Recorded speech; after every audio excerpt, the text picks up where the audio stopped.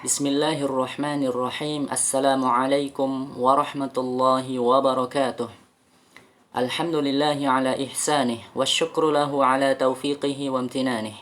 Wa ashhadu an la ilaha illallah wahdahu la syarika lah ta'ziman li sya'nih. Wa ashhadu anna Muhammadan abduhu wa rasuluhu ad-da'i ila ridwanih. Allahumma salli wa sallim ala nabiyyina Muhammadin wa ala alihi wa ashabihi wa ikhwanih. Kaifa halukum ayyuhat talabah? A'azzani Allah wa iyyakum. Bagaimana kabar antum semua, siswa-siswi Imam Nawawi School?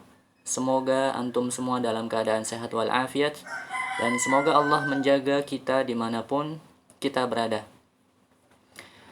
Alhamdulillah pada kesempatan hari ini ya, hari Jumat tanggal 29 Januari 2021, kita masih bisa melanjutkan kembali ya materi pembelajaran pendidikan agama Islam kelas 5. Dan pada hari ini adalah materi kedua pekan keempat. Tepatnya kita akan membahas di modul halaman 30 sampai 32. Dan pembahasan kita itu masih tentang hadis Arba'in An-Nawawiyah. Dan hari ini kita akan membahas hadis ke-6 ya. Hadis ke-6 itu tentang halal dan haram telah jelas. Ya, bagaimana hadisnya? Antum semua silakan buka modulnya halaman 30 ya. Jadi kita akan membahas 3 halaman ya, dari halaman 30 sampai 32. Ya, sudah siap? Lihat ya, halaman 30 paling atas. Al-haditsus sadis. Hadis ke-6 yaitu tentang halal dan haram telah jelas. Baik, Ustadz bacakan dulu ya hadisnya. Ustadz mohon antum semua dengarkan baik-baik ya bacaan hadisnya, terutama panjang pendeknya dan harokatnya. Taib, kita mulai. An Abi Abdillah An-Nu'man bin Bashir radhiyallahu anhuma qala Sami'tu Rasulullah sallallahu alaihi wasallam yaqul Innal halala bayyinun wa innal harama bayyinun. Atau kalau misalkan kita mewakafkan innal halala bayyin wa innal harama bayyin ya, bisa seperti itu. Wa bainahuma umurun mushtabihatun la ya'lamuhunna katsirun minan nas. Faman ittaqa syubuhat faqad istabra'a lidinihi wa 'irdihi. وَمَنْ وَقَعَ فِي الشُّبُهَاتِ وَقَعَ فِي الْحَرَامِ كَالرَّاعِ يَرْعَى حَوْلَ الْحِمَى يُوشِكُ أَنْ يَرْتَعَ فِيهِ أَلَا وَإِنَّ لِكُلِّ مَلِكٍ حِمًى أَلَا وَإِنَّ حِمَى اللَّهِ مَحَارِمُهُ أَلَا وَإِنَّ فِي الْجَسَدِ مُضْغَةً إِذَا صَلُحَتْ صَلُحَ الْجَسَدُ كُلُّهُ وَإِذَا فَسَدَتْ فَسَدَ الْجَسَدُ كُلُّهُ Ala wahyal qalb. Rawahul Bukhari wa Muslim. Itulah hadisnya ya. Untuk tugas hari ini antum tidak menghafalkan hadis ini ya. Jadi tugas hari ini insyaallah bentuknya mengerjakan soal melalui Google Form ya. Mari kita terjemahkan hadisnya ya. Terjemahan hadis dari Abu Abdillah An-Nu'man bin Bashir radhiyallahu anhuma. Ya, seperti biasa ya, kita akan sedikit membahas sahabat-sahabat yang meriwayatkan hadis-hadis ya. Seperti pada hadis ke-6 ini, yaitu sahabat An-Nu'man bin Bashir ya. Siapakah dia? Nu'man bin Bashir itu? Ya, sedikit Ustadz akan ceritakan ya, secara singkat saja. Nu'man bin Bashir dilahirkan pada bulan Jumadil Awal tahun ke-2 Hijriyah. Nu'man bin Bashir dan ayahnya termasuk sahabat Rasulullah Sallallahu Alaihi Wasallam, ya. Jadi Nu'man bin Bashir ini adalah seorang sahabat dan tentu masuk Islam, ya. Bapaknya juga masuk Islam. Maka di lafaz hadis yang awal itu menggunakan radhiyallahu anhuma, ya, seperti tadi Ustaz sudah sebutkan. An Abi Abdillah An-Nu'man bin Bashir radhiyallahu anhuma, ya. Seperti itu. Kalau misalnya seorang sahabat kemudian bapaknya belum masuk Islam, maka radhiyallahu anhu, ya, seperti itu, ya. Ya, kita lanjutkan tentang Nu'man bin Bashir. Ayahnya Bashir bin Sa'ad termasuk pasukan Islam yang berjihad fi sabilillah dalam perang Badar. Sedangkan ibunya bernama Amrah binti Rawahah radhiyallahu anha, saudara perempuan Abdullah bin Rawahah radhiyallahu anhu, salah seorang panglima kaum muslimin di perang Mu'tah. Kemudian kunyahnya Nu'man bin Bashir adalah Abu Abdillah, ya, seperti di awal lafaz hadisnya, An Abi Abdillah, ya. Ini adalah kunyahnya Nu'man bin Bashir. Nu'man bin Bashir itu termasuk dari kalangan Sigharus Sahabah. Apa itu Sigharus Sahabah? Sigharus Sahabah adalah sahabat yang masih usia anak-anak, ya, masih kecil, sekitar 8 atau 9 tahun saat sebelum menjelang Rasulullah wafat, ya. Seperti sudah disebutkan, meskipun Nu'man bin Bashir radhiyallahu anhuma termasuk kalangan yang berusia kanak-kanak saat Nabi Shallallahu alaihi wasallam masih hidup, ia ternyata sudah dapat menangkap apa yang disampaikan oleh Nabi Shallallahu alaihi wasallam. Jadi sudah lumayan bisa memahami, ya, menangkap apa yang disampaikan Nabi Shallallahu alaihi wasallam, ya, tentang hadis-hadis, ya. Makanya Nu'man ini bisa, ya, menangkap dan menghafal perkataan-perkataan Rasulullah, ya, hadis-hadis Rasulullah. Imam Az-Zahabi rahimahullah mengatakan bahwa riwayat hadisnya itu berjumlah 114 hadis, ya. Singkat kisahnya, Nu'man bin Bashir ini kemudian wafat pada tahun 65 Hijriyah. Taib. Nah, itulah kisah singkatnya tentang Nu'man bin Bashir, ya. Kita kembali lagi ke terjemahan hadis, ya. Kita ulang lagi. Dari Abu Abdillah An-Nu'man bin Bashir radhiyallahu anhuma berkata, saya mendengar Rasulullah sallallahu alaihi wasallam bersabda, sesungguhnya yang halal itu jelas dan yang haram itu jelas, dan di antara keduanya terdapat perkara-perkara syubhat, ya, samar-samar, tidak jelas halal haramnya, yang tidak diketahui oleh kebanyakan manusia, ya. Jadi perkara yang halal dan haram itu jelas, ya, dalam agama ini. Contohnya saja, ya, contoh yang mudahnya misalkan tentang makanan dan minuman, ya, Ustaz contohkan. Makanan dan minuman yang halal, contohnya apa? Misalnya makanan yang halal, daging ayam, ya, daging ayam halal. Gorengan misalnya halal. Kemudian minuman yang halal apa? Air teh misalnya, ya, atau jus, ya, itu halal, ya. Semua orang, ya, kebanyakan orang tahu kalau itu makanan dan minuman yang halal. Kemudian sekarang kita contohkan yang haram, ya. Misalnya makanan yang haram, daging babi misalnya haram, ya.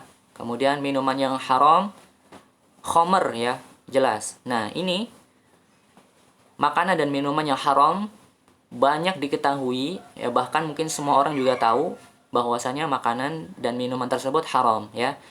Jadi yang tadi contoh makanan dan minuman yang halal jelas, kebanyakan orang udah tahu, ya. Kemudian contoh makanan dan minuman yang haram juga kebanyakan orang juga udah tahu yang tadi Ustaz sebutkan, ya.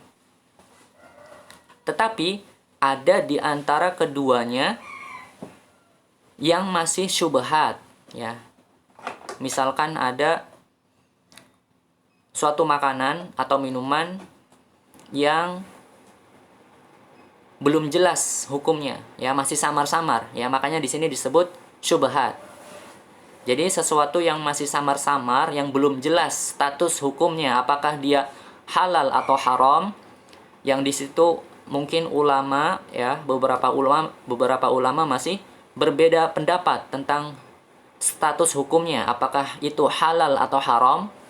Nah, makanya disebut syubhat. Nah, syubhat inilah yang kebanyakan manusia itu ya belum tahu ya tentang hukumnya. Baik, kita lanjutkan terjemahannya. Dan itu juga ya, perkara syubhat ini banyak contohnya. Bukan hanya tentang makanan dan minuman yang tadi Ustadz sebutkan ya. Masih banyak perkara-perkara syubhat yang lainnya. Bisa itu syubhat dalam pemikiran misalnya, bisa juga ya. Atau syubhat dalam bermuamalah, jual beli misalnya, banyak juga syubhat di situ ya. Maka ketika hukumnya itu masih syubhat seperti itu, ya kita lebih baik tinggalkan ya. Insya Allah lebih selamat. Takutnya nanti kita kemudian hari sudah diketahui hukumnya itu haram, nah kita khawatir kan nanti kita terjerumus ke dalam perbuatan yang haram. Maka lebih baik kita untuk menghindari hal-hal yang syubhat seperti itu. Iya tidak? Ya. Yang halal juga masih banyak ya. Kita lakukan yang halal-halal saja ya. Kayak tadi misalnya contoh makanan dan minuman yang halal kan banyak ya. Ya udah makan yang halal-halal, minum yang halal-halal yang sudah jelas halalnya ya. Contohnya kan banyak ya. Jadi nggak usah pusing kalau misalkan ada hukum yang mengatakan itu syubhat yang berkaitan dengan makanan dan minuman ya.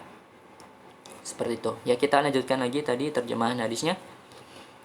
Barang siapa yang menjaga dari perkara-perkara syubhat, maka ia telah menyelamatkan agamanya dan kehormatannya. Ya, ini ya.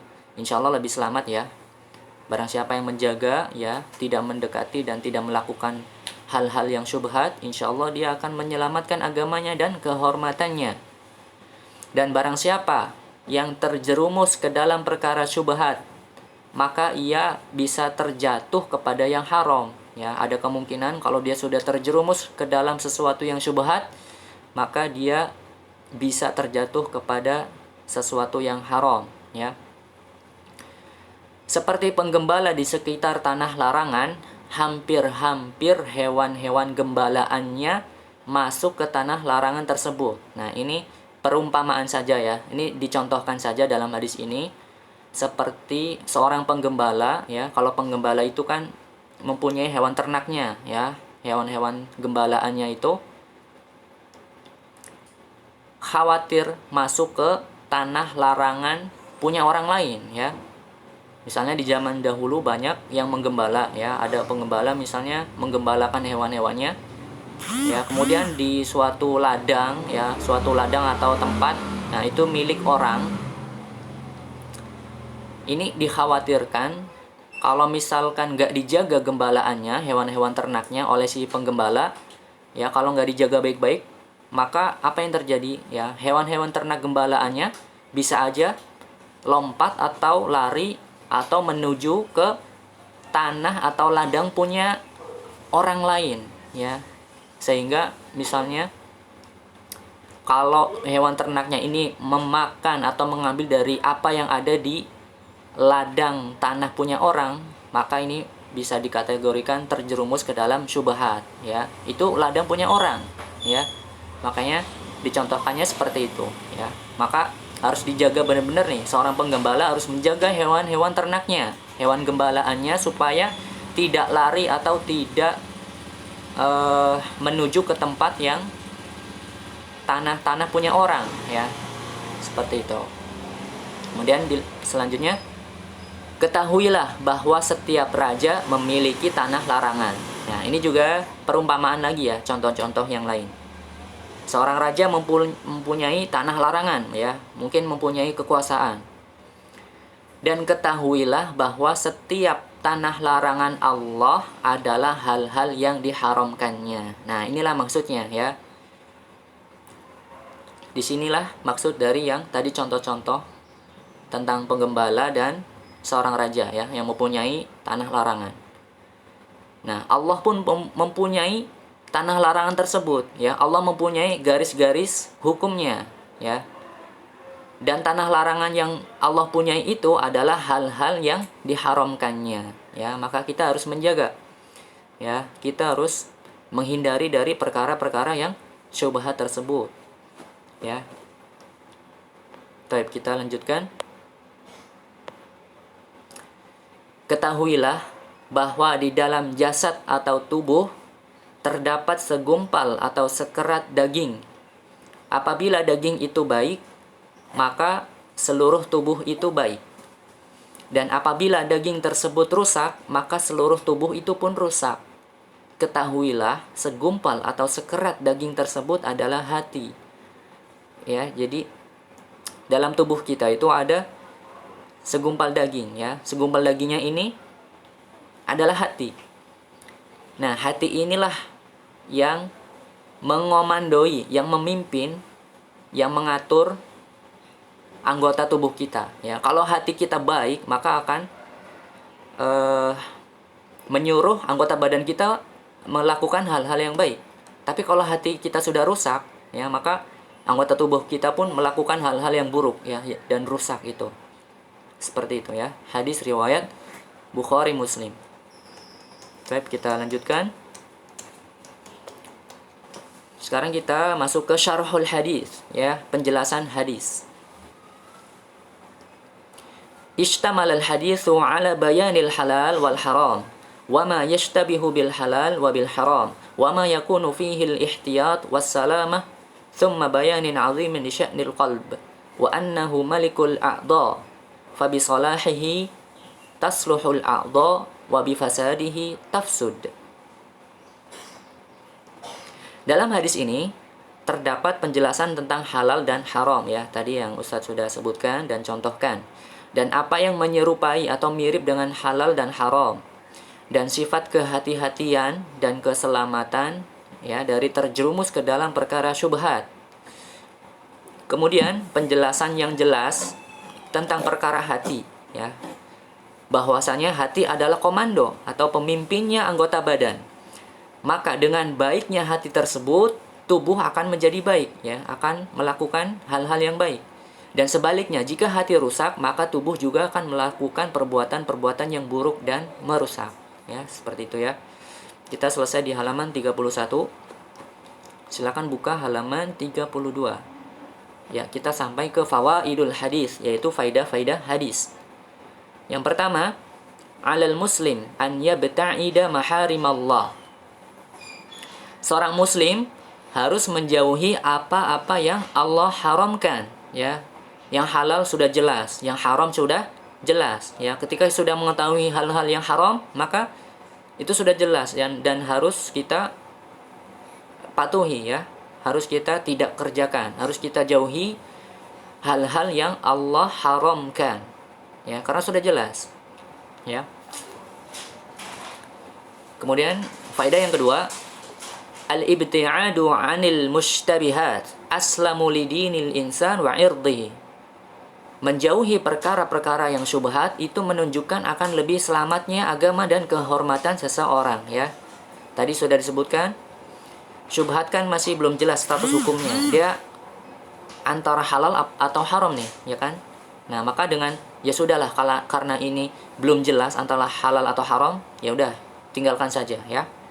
Ditinggalkan saja. Maka insya Allah itu lebih selamat ya, lebih selamat agamanya dan kehormatannya. Ya, kemudian faedah yang ketiga, ta'zimu amril qalb wal hasu ala badlil juhdi wa islahihi. Fa bi salahil qalbi tasluhu jami'ul jawarih wa bi fasadihi tafsudu jami'ul jawarih.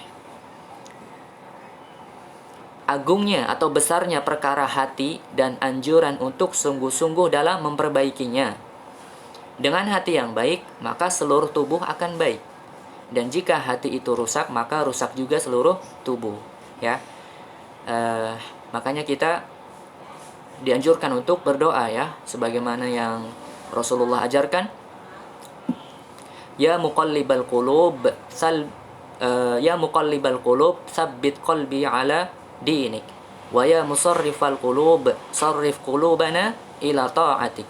Ya, mudah-mudahan kita bisa menjaga hati-hati kita ya. Dan semoga Allah menjauhkan kita dari perkara-perkara yang syubhat ya. Semoga Allah menjaga hati kita supaya hati kita istiqomah dalam ketaatan kepada Allah Subhanahu wa taala. Mungkin masih banyak ya faidah-faidah yang tidak disebutkan di sini ya. Kita cukupkan sampai sini saja. Wallahu a'lam bishawab. Kita tutup dengan doa kafaratul majlis. Subhanakallahumma wa bihamdika asyhadu an la ilaha illa anta astaghfiruka wa atubu ilaik. Wassalamualaikum warahmatullahi wabarakatuh.